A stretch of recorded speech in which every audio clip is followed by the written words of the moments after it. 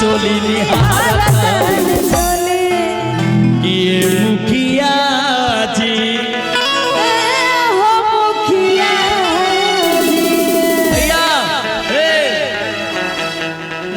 कुछ करे पैसा गिरेगा। अच्छा सुबह हिसाब लेंगे कि कहे कटकी ये निहारतानी चोली निहारतानी चोली निहारतानी चोली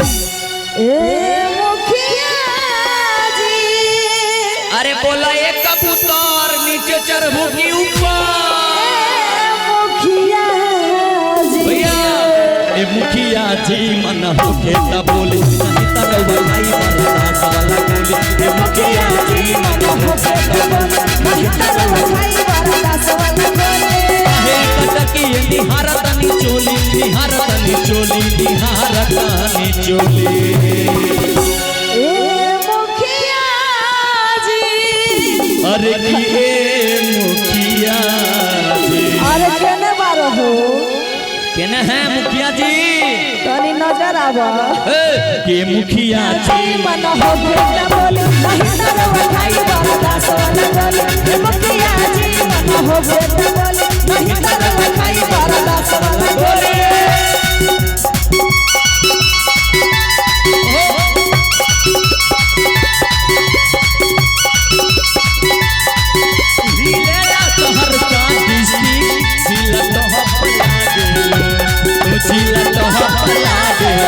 कमरिया कमरिया कमरिया करेला पाला पलानी पाला कमरिया करेला पाला पलानी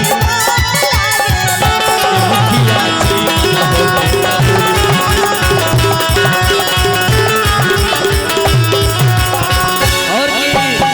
पहला रउआ बिहार पहिल पानी कहीं त रउआ नाम लिख दे जवानी अरे जरूर हो